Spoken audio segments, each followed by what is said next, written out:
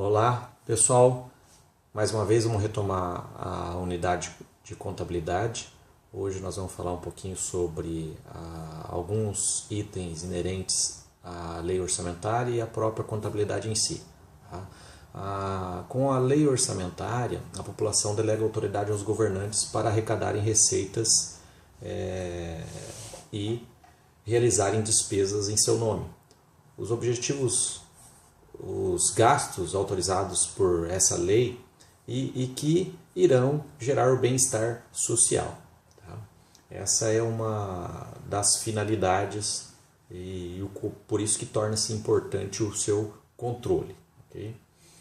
O conhecimento das peculiaridades da contabilidade pública é um ponto-chave no entendimento dos procedimentos para o registro, avaliação, demonstração e análise do próprio patrimônio público.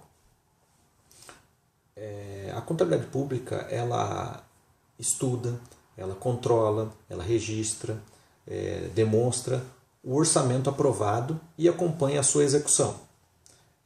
Os atos administrativos da Fazenda Pública e como que está o patrimônio público e evidenciando as suas variações.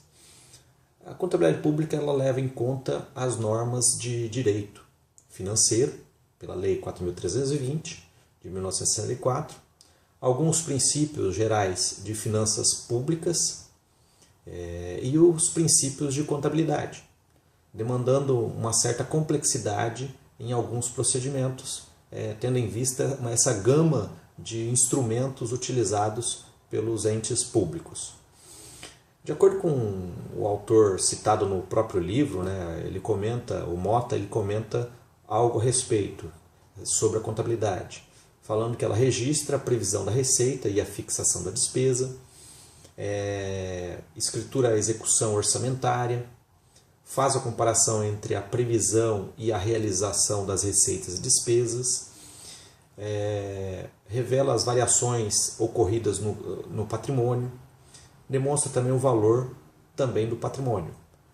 E, por fim, controla as operações de crédito, dívidas, ativas, créditos e obrigações que a entidade vem a ter.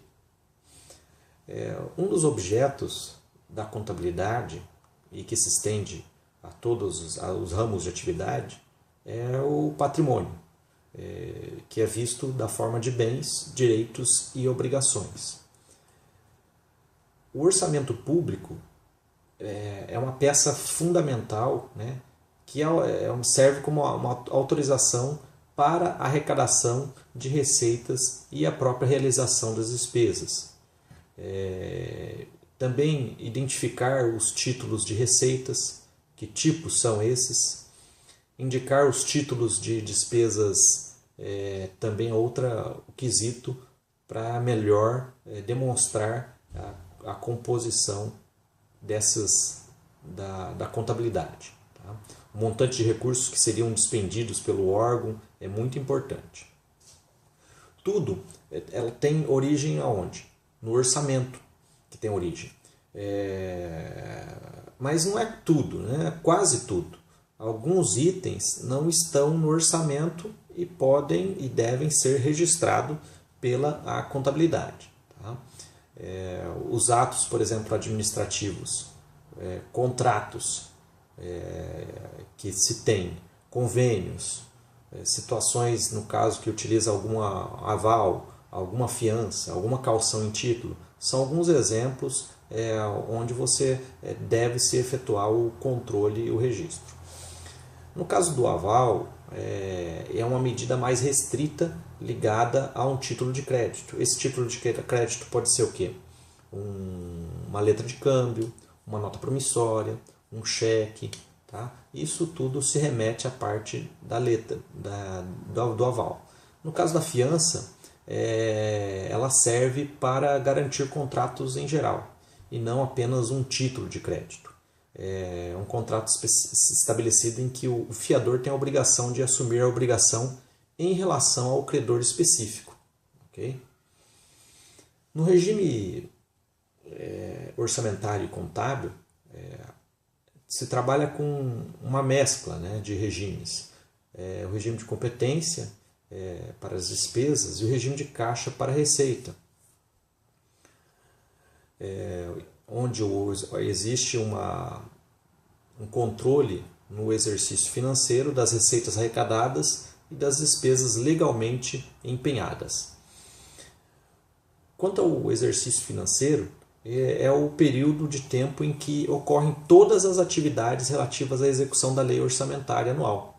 Também ocorrem transações independentes dessa execução, como consumo de materiais, atualização de débitos e créditos, inscrição na dívida ativa, são alguns exemplos. Além disso, a contabilidade ela é responsável por registrar, como eu disse, previsões da receita e da fixação da despesa.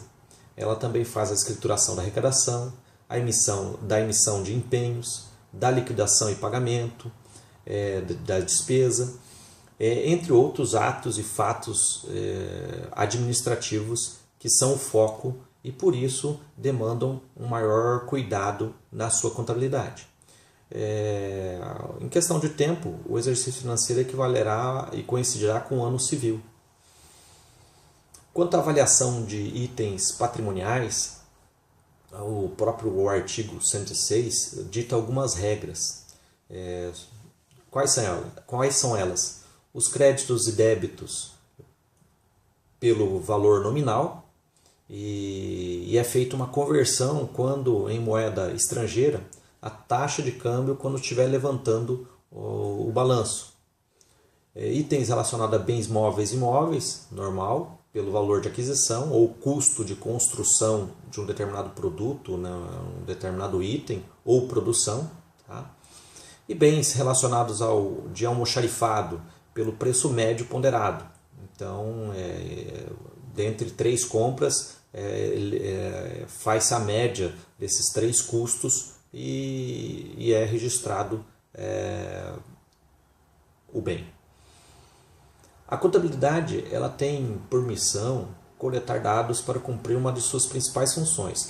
Qual é esta função? A de controlar o patrimônio. Esse é o foco.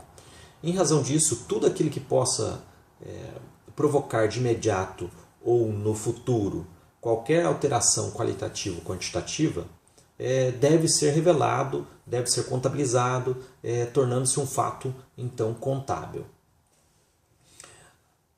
Os fatos administrativos, por sua vez, sempre envolverão de imediato um bem, direito a receber ou obrigação a pagar, como é o caso da compra de mercadorias, pagamento de contas de água, energia, recebimento de receitas de serviços, são exemplos de fatos administrativos. Existem nesses fatos uma divisão entre fato permutativo e modificativo. Os permutativos não alteram o patrimônio.